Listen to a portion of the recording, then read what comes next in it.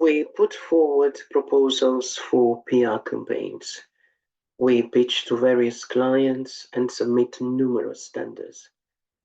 We are those professionals, either as independent practitioners or as agency owners or directors, that our clients look up to for advice and guidance on what their campaigns should look like, on what they should be presenting their businesses as being, on what their community engagement should focus on, and on what stakeholders they should be engaging with and how.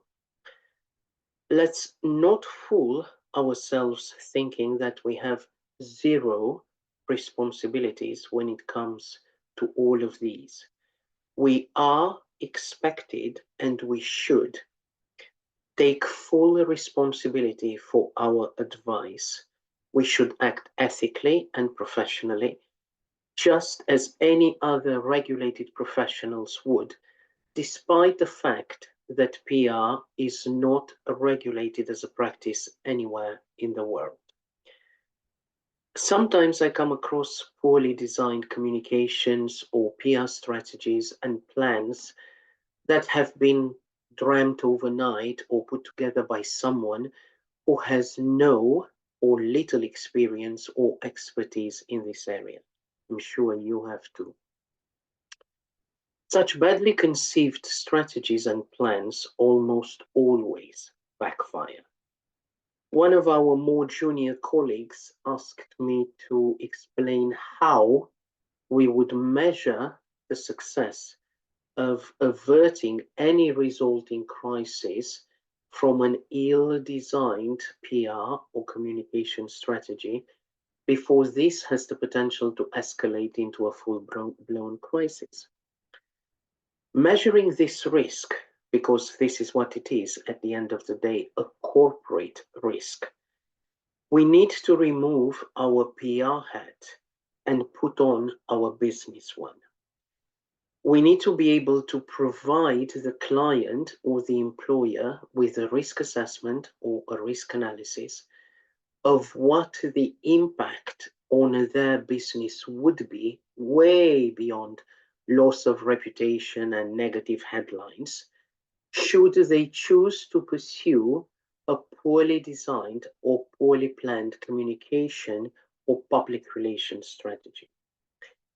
Our risk assessment would need to be very robust and evidence-based, looking at a set of dual objectives, communication objectives and business objectives. And these would need to form part of a risk matrix closely aligned to our usual SWOT and PESTLE analysis. The risk assessment needs to be performed as a two-stage process.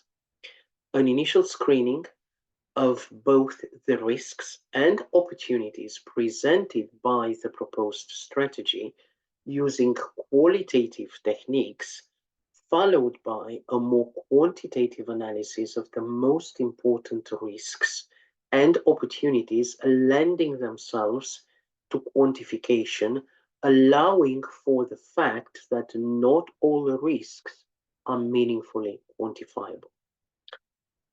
The concept of risk assessment would follow the potential event identification and precedes the risk response. To put it plainly, it assesses the issues that have the potential to escalate into crisis if that strategy is to be pursued. The purpose of our risk assessment is to evaluate how big the risks are, both individually and collectively, in order to focus your client's or your employer's attention on the most important threats and opportunities and to lay the groundwork for any potential risk response. The risk assessment we need to perform is all about measuring and prioritizing risks so that any risk levels are managed within defined tolerance thresholds without being over-controlled or without foregoing desirable and achievable opportunities. I know this may sound very complex and complicated for many of you who wrongly assume that PR is all about creativity and free thinking. While those play a significant part in our toolbox, they can never succeed without a significant dose of business and analytical pragmatism.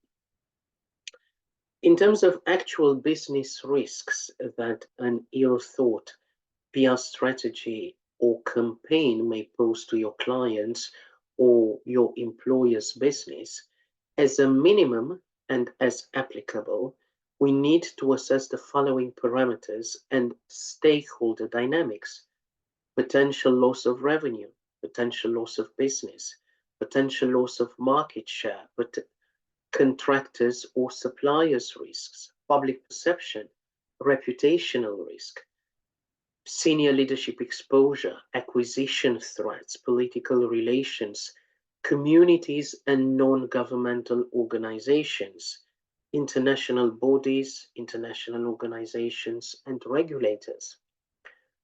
Once the proposed poorly conceived strategy is broken down into its defining values and potential risk impacts, as in reduced, medium, and high, then a comparative analysis should be performed against your own revised or your new or your different strategy or suggested steps to improve the current strategy.